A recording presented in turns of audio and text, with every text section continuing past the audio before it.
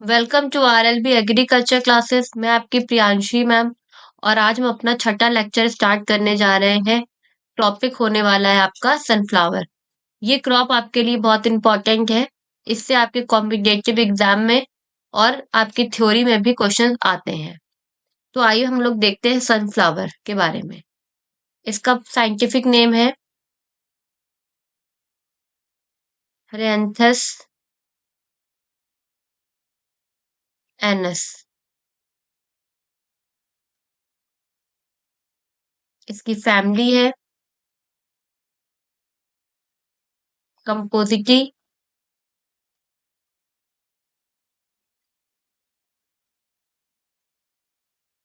Chromosome number है 2n34।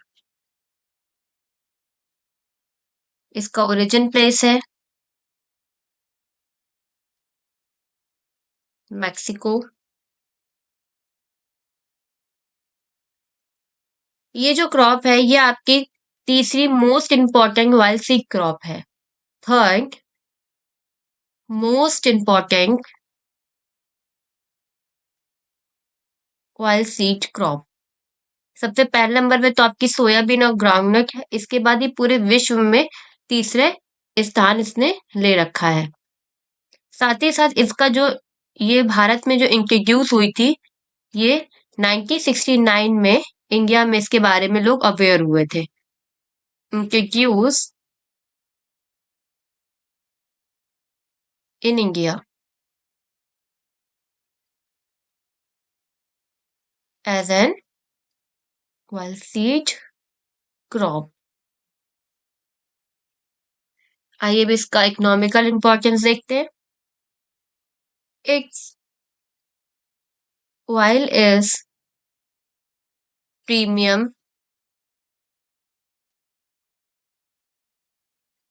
due to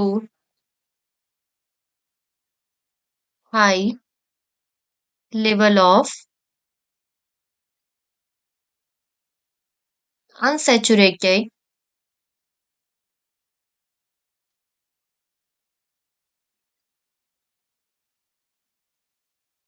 fatty acid,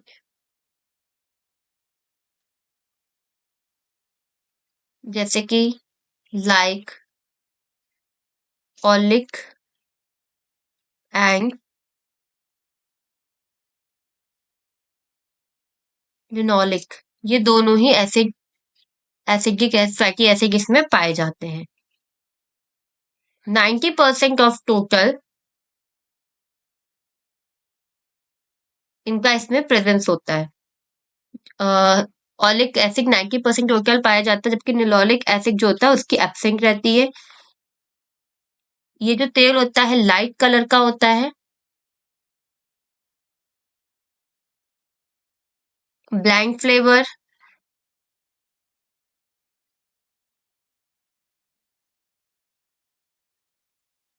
and high smoke point. High smoke point. आप इस sunflower के इसमें देख रहे होंगे, ये जो इसका ओपन पोर्शन है इसको रे ऑफ फ्लोरेसेंट बोलते हैं। ठीक है, इसकी ओपनिंग के लिए मतलब जब इसमें इसके अंदर ही इसके सीड पाए जाते हैं, तो इसके सीड का जो ये सीड देख रहे हैं छोटे छोटे, ये इसके सीड होते हैं। इसका प्रोडक्शन ज्यादा हो सके, जितना ज्यादा सीड का प्रोडक्शन होगा उतना ही ज्यादा इसके तेल का कंटेंट ज्यादा होगा और ईल्ड अच्छी मिलेगी हमें। तो उसके लिए क्या करते हैं हम, बोरॉक्स का स्प्रे करते हैं। स्प्रे ऑफ बोरॉक्स 0.2% 2 ग्राम पर लीटर ऑफ वाटर में मिला के इसको अप्लाई करते हैं directly to कैप्चुलम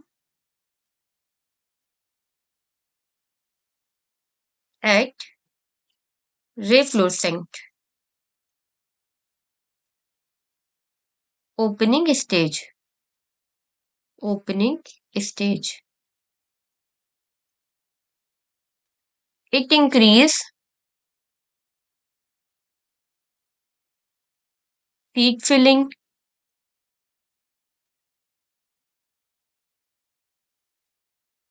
yield, and while content. जी सनफ्लावर होता है, ये डे न्यूट्रल प्लांट होता है। इसमें जो पॉलिनेशन होता है वो क्रॉस पॉलिनेशन होता है।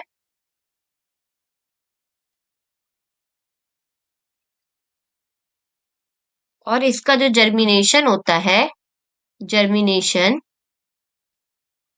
वो इपिजियल होता है।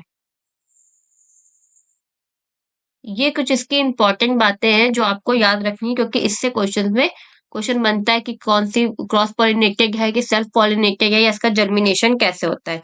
इसके फ्रूट को साइपो सैप्सुला बोलते हैं और इसके इन्फ्लोरेसेंस को कैप्सुलम बोलते हैं। ये चीज बच्चों आप याद रखिएगा, इससे बहुत ज्यादा क्वेश्चन आपके कॉम्पिटिटिव एग्जाम में पूछे जाते हैं कि इसके फ्रूट्स को क्या कहते हैं या फिर इसके इन्फ्लोरेसेंस को क्या कहते हैं। हम थोड़ा इसके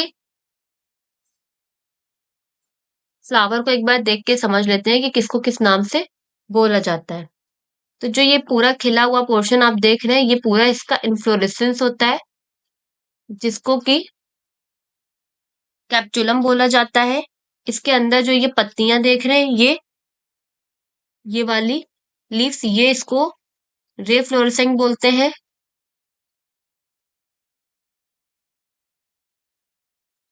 और जो ये गोल में जो है, इसको बोला जाता है डिस्क, जैसा दिख रहा है तो इसको डिस्क फ्लोरेंट बोला जाता है। बाकी इसके लीव्स इसका स्टेम होता है। इसके बीच का जो ये काला काला है, ये इसका सीक कहलाता है। तो ये तो था इसका इकोनॉमिकल इंपॉर्टेंस। और जब इसमें सीड का फॉर्मेशन नहीं होता है तो उस स्टेज को चैफिनेस बोला जाता है। उस स्टेज को जब यहाँ पे नॉन फिलिंग ऑफ सीड्स होता है, नॉन फिलिंग ऑफ सीड। इसके बाद इसके एरिया और प्रोडक्शन की बात कर लेते हैं। Russian federation is the largest producer of sunflower.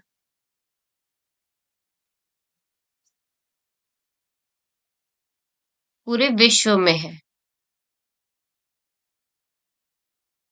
और अगर अपनी कंट्री की बात की जाए, इंडिया की, तो यहाँ पे कर्नाटका, देन आपका आंध्र प्रदेश, ये मेजर है जहाँ पे इसका सबसे ज्यादा प्रोडक्शन होता है। इंडिया में लगभग, अगर प्रेजेंट टाइम की बात की जाए तो इंडिया में लगभग 0.0 0.228 मिलियन हेक्टेयर एरिया जो है वो सनफ्लावर की सोइंग की जा रही है। इसका प्रोडक्शन की बात की जाए तो इंडिया में इसका प्रोडक्शन जो है वो लगभग 0.212 मिलियन टन के आसपास इसका प्रोडक्शन हो रहा है। और वहीं प्रोडक्टिविटी 0.93 टन पर हेक्टेयर इसकी प्रोडक्टिविटी है। ये 2020 के डाटा के अकॉर्डिंग आपको बता रहे हैं। अब इसकी वैरायटीज देख लेते हैं, कुछ इंपॉर्टेंट इसकी वैरायटीज हैं। मॉडर्न पहली है, ज्वालामुखी,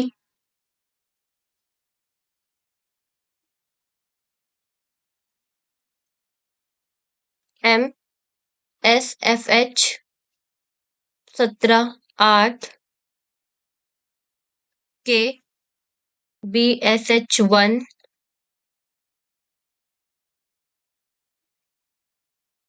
JS1 sunrise selection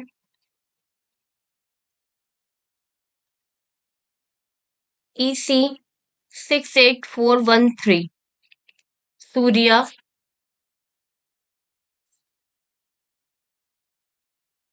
big smile and autumn beauty. ये इसकी कुछ इंपॉर्टेंट वैरायटीज हैं। इसके बाद सर क्लाइमेट देख लेते हैं। ग्रोन वेल इन 20 से 25 डिग्री सेल्सियस होगा टेम्परेचर, तो ये अच्छे से ग्रो कर लेगा।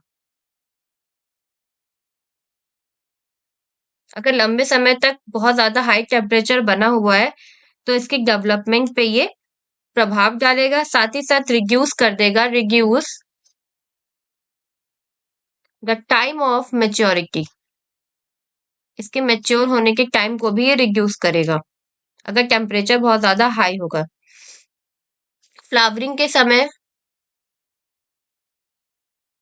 जो जनरल टेम्परेचर होना चाहिए वो 25 डिग्री सेल्सियस होना चाहिए या फिर उससे बिलो, और बिलो तो 16 डिग्री सेल्सियस के आसपास। और 16 डिग्री से अगर तापमान कम हुआ तो फिर रिड्यूस हो जाएगा सीड की यील्ड में एंड ऑयल कंटेंट। और सबसे पहले जब पोस्ट एंथेसिस का समय आता है, उस समय जो तापमान होता है वो 38 डिग्री सेल्सियस के आसपास होना चाहिए। ये एक ऐसा समय होता है जिसमें सबसे पहले पेड़ पे पहला एक फूल की ओपनिंग होना शुरू होती है। ये एक ऐसी प्रोसेस होती है फ्लावरिंग की प्रोसेस जिसे कहा जाता है पोस्ट एंथेसिस प्रोसेस। इसकी सॉइल की बात कर लेते हैं।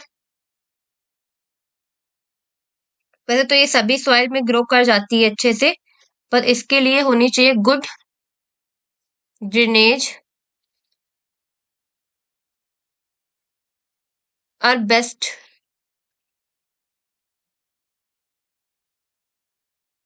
और ये अच्छे ग्रो करती है न्यूट्रल टू मॉडरेटली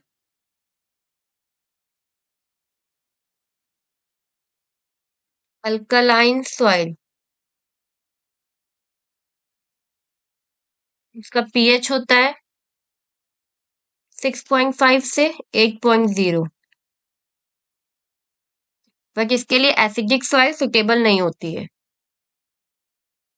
इसके बाद से क्लासिफिकेशन देख लेते हैं।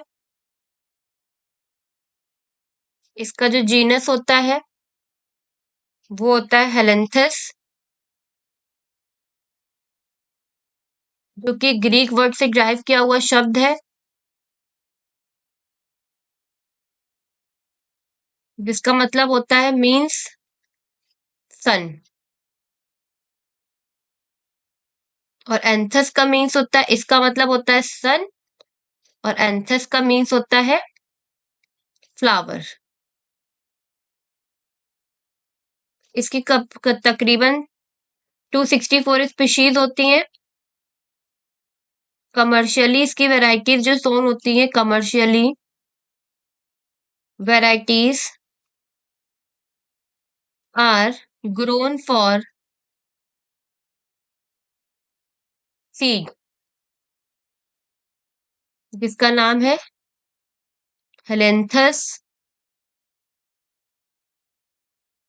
एनएस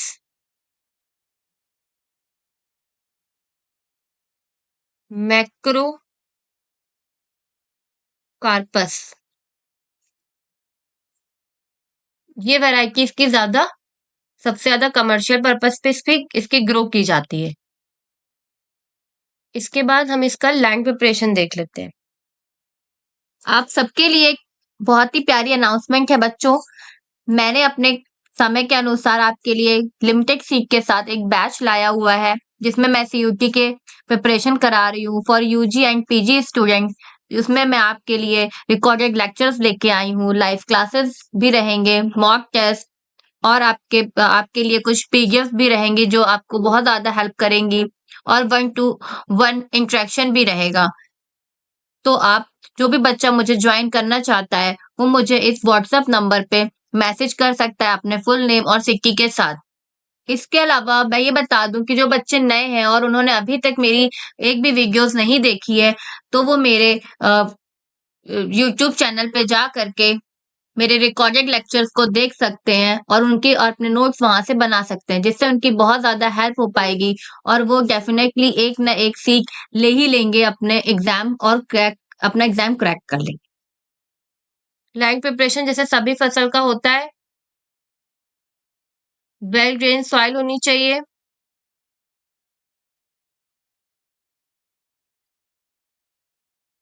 प्रॉपर ड्रेनेज की फैसिलिटी होनी चाहिए,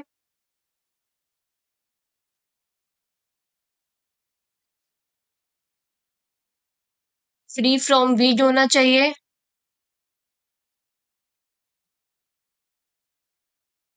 ऑयल लूज होनी चाहिए and friable for germination of seed. Soil is brought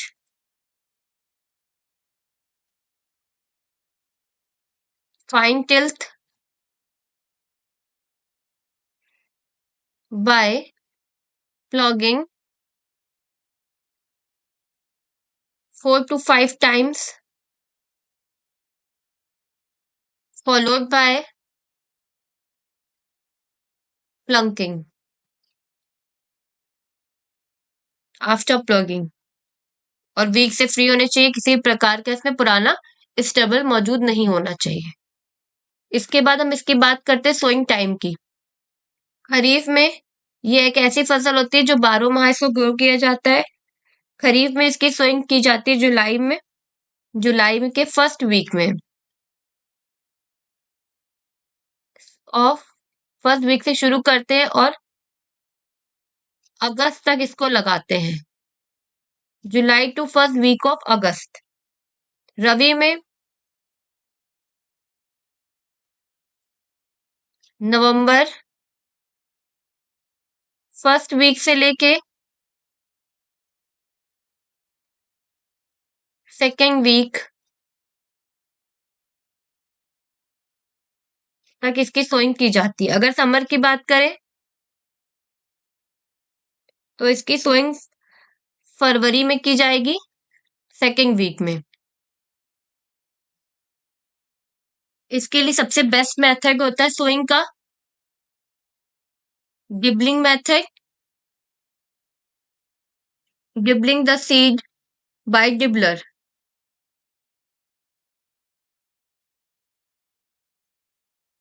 इसमें सीड की रिक्वायरमेंट कम लगती है। यहाँ पे जो स्पेसिंग रखी जाती है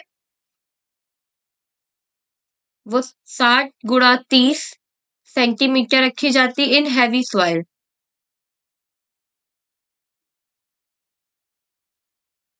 और वहीं लाइट सॉइल में 45 से इन लाइट सॉइल।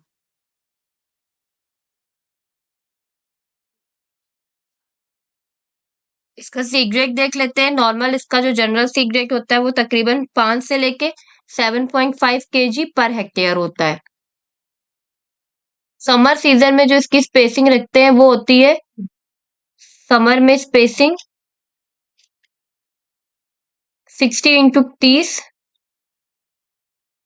खरीफ में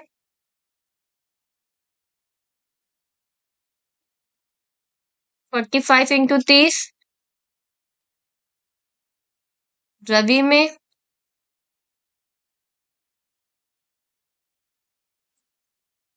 50 इंटू 20 सेंटीमीटर। इसका इरिगेशन स्टेजेस देख लेते हैं। खरीफ सीजन में कोई जरूरत नहीं है, नो नीड। रबी में 3 से 4 इरिगेशन देंगे, और समर में 5 से 6। Irrigation is required. इसकी जो CRI स्टेज मतलब क्रिटिकल स्टेज होगी वो होगी सीडलिंग स्टेज, जो आएगी 10 से 12 डेज आफ्टर सोइंग। इसके बाद है बड इनिशिएशन,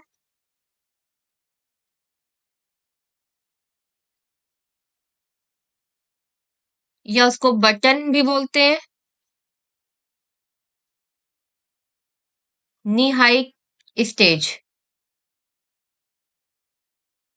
जो कि आती 30 से 35 डेज आफ्टर सोइंग। इसके अलावा भी फ्लावरिंग स्टेज होती है, फ्लावर ओपनिंग स्टेज होती है, सीड डेवलपमेंट स्टेज होती है, सीड फिलिंग स्टेज होती है, कुछ और भी स्टेजेस होती है, पर सबसे मेन स्टेजेस यही है। इसके अलावा है स्टेज फ्लावरिंग स्टेज,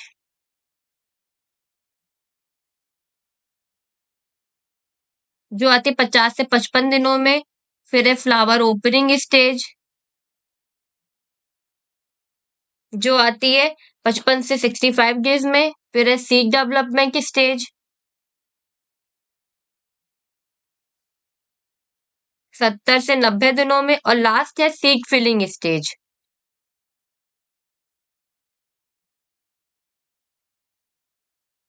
फर्टिलाइजर की क्या रिक्वायरमेंट है ये देख लेते हैं। 60 से 80 केजी नाइट्रोजन चाहिए होता है, 60 KG P2O5 and 40 KG K2O4 per hectare इसकी रिक्वायरमेंट होती है। वीक मैनेजमेंट, सबसे बड़ा जो इसमें वीक लगता है वो ट्रिंटम मास पर्डियो कैस्ट्रम, ये इसका प्रमुख वीट होता है। इसके बाद है डिगरा आर्वेनेसिस,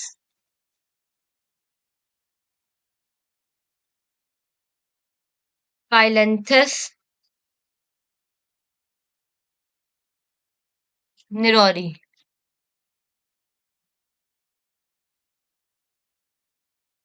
और इसमें साइप्रस रुटेंगस और साइलेंट डेक्टोलॉन भी लगता है। इसके कंट्रोल के लिए 2 हैंड वीडिंग करते हैं, एक 20 दिन पे और दूसरी 40 डेज आफ्टर सोइंग पे। केमिकल कंट्रोल के लिए प्री प्लांटिंग करते हैं,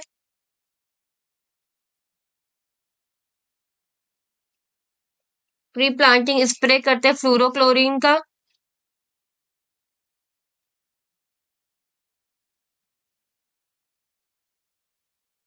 और प्री इमरजेंस करते हैं पेंडी मिथिलीन का एक रेट 1.25 kg पर हेक्टेयर।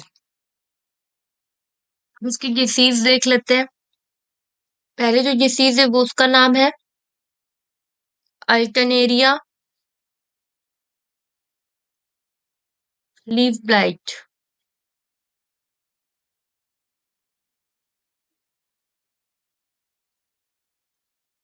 ये बहुत एक डिस्ट्रक्टिव डिसीज होती है।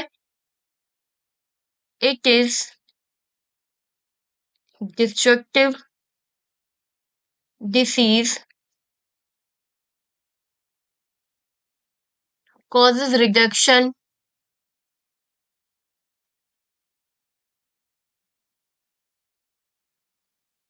in yield में ये रिडक्शन ला देती है।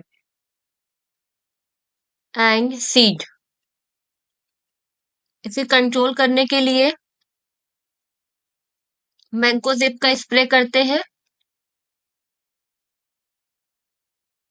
At the rate 0.30% spray.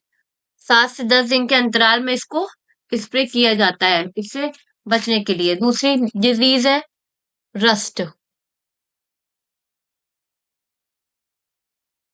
ये क्या करती है, reddish brown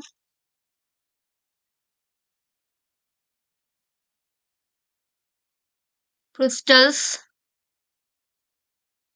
appear on lower surface of young leaf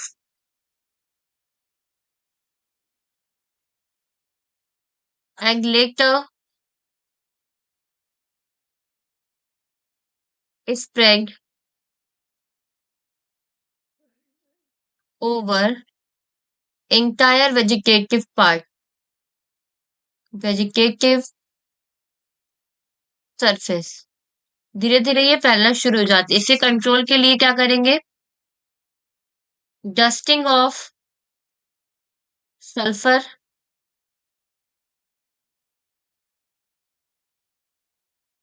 eight 15 kg पर हेक्टेयर, या फिर कुछ रजिस्टिंग वैरायटी को हम लगाते हैं, जैसे कि MSFH 1, 6, 8, 10, VSF 1 एंड 2।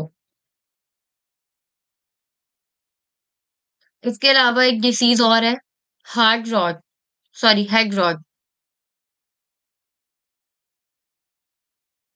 अगर हम इसमें खरीफ में सनफ्लावर की सोइंग करते तो उस समय इसका असर ज्यादा देखने को मिलता है। सबसे पहले ये क्या करती है? Brown irregular water soaked spots appear on surface of head near the stake।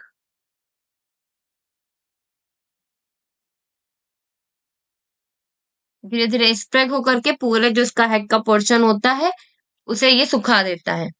इसे कंट्रोल के लिए मैंकोजेब का स्प्रे करते हैं। Mancozeb spray at the rate 0.02%। जब हेड की ओपनिंग होती है उसी समय हम इसको कर देते हैं। इसके बाद हम इसके इंसेक्ट्स की बात करते हैं, जो बहुत मेजर इंसेक्ट्स इसमें लगते हैं। पहला है Bihar hairy caterpillar.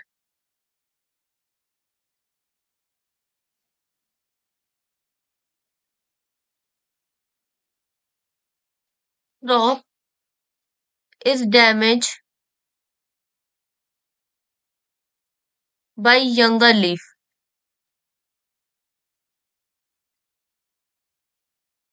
Sorry, younger larva. जिसके यंगर लार्वा होते हैं उससे क्रॉप जो है वो प्रभावित होती है। विच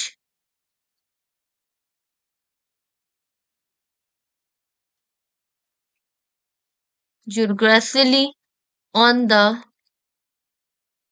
अंडर सरफेस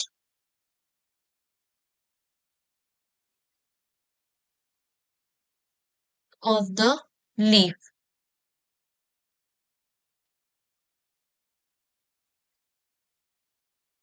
और जो इसकी लास्ट वाली अवस्था होती है कैटरपिलर, तो जो कैटरपिलर होते हैं,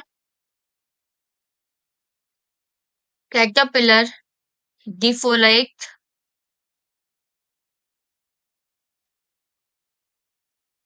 द कंप्लीट प्लांट, वो पूरे प्लांट को खत्म कर देते हैं। कंट्रोल करने के लिए स्प्रे एंडो सल्फ्यूरॉन 35 EC एट 0.02%। ये भी 5 से 10 दिन के अंतराल में स्प्रे कर देते हैं। फिर है कैप्चुलन, एक और इंसेक्ट लगता है बोरर, कैप्चुलन बोरर। ये डायरेक्टली जो है वो डैमेज करता है, directly damage the developing seed. जो सीड बन रहा होता है उसको डायरेक्टली ये प्रभाव करता है। एंड कॉजेस enormous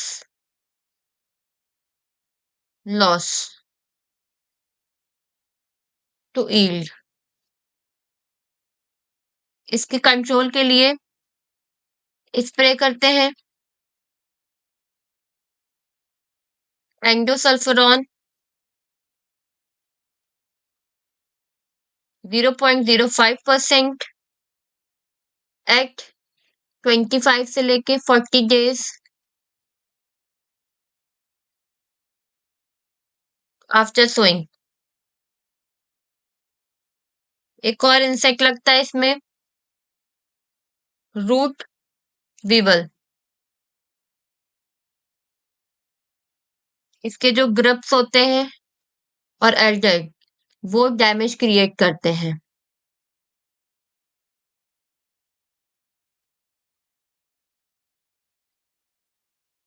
एडल्ट जो होता है वो पूरी की पूरी पत्तियों को खा लेता है और जो उसके ग्रब्स होते हैं वो रूट्स को खाना शुरू कर देते हैं और प्लांट मैच्योर होने से पहले ही उसके टिश्यूज खत्म हो जाते हैं। इसके कंट्रोल के लिए सॉइल एप्लीकेशन करते हैं इंसेक्टिसाइड्स का, जिसका नाम है कैफोफेन 0.25 kg, dieldrin 1.0 kg, used to control the pest. इसके बाद हम इसकी ई हार्वेस्टिंग की बात कर लेते हैं। इसकी हार्वेस्टिंग कब की जाती है? Eight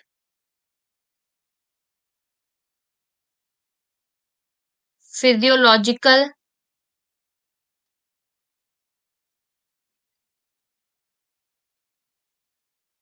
maturity stage, when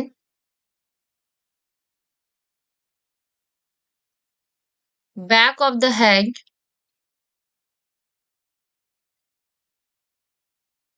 turn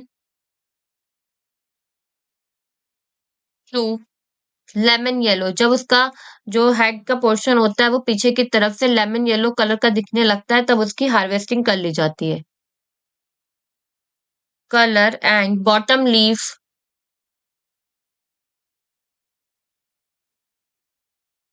start drawing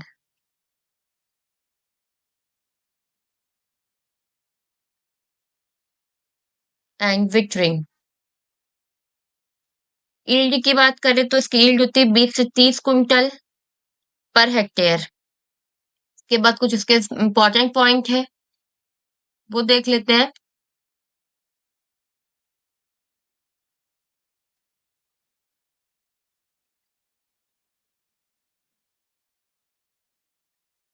सबसे ज्यादा जो इसमें हर्बिसाइड इस्तेमाल होता है, हर्बिसाइड यूज्ड इन सनफ्लावर, वो होता है पेंडिमिथिलीन।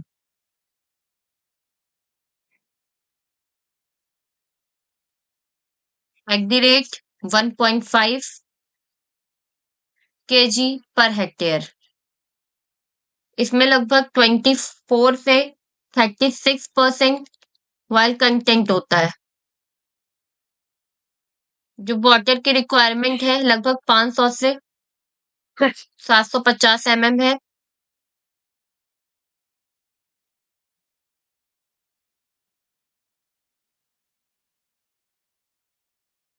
एक हेक्टेयर के लिए लगभग 50,000 से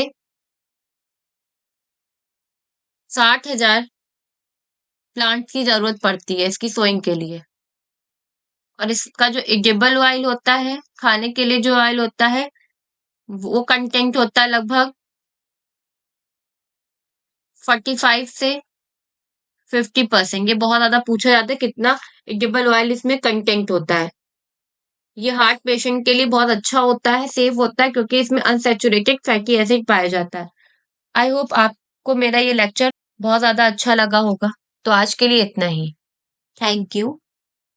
मेरी वीडियो पूरी देखने के लिए अगर आप लोगों को मेरा पढ़ाना अच्छा लग रहा है तो मेरी वीडियो को लाइक करें और चैनल को सब्सक्राइब करें। इससे मुझे भी अच्छा लगेगा और मुझे मोटिवेशन भी मिलेगी ताकि मैं अपना ये इनिशिएटिव जारी करती रहूं। तो शेयर करो अपने सारे दोस्तों को और टेलीग्राम ग्रुप ज्वाइन करो। चैनल के अबाउट में लिंक इजीली मिल जाएगा। फिर मिलेंगे अपने नेक्स्ट क्लास में। बाय।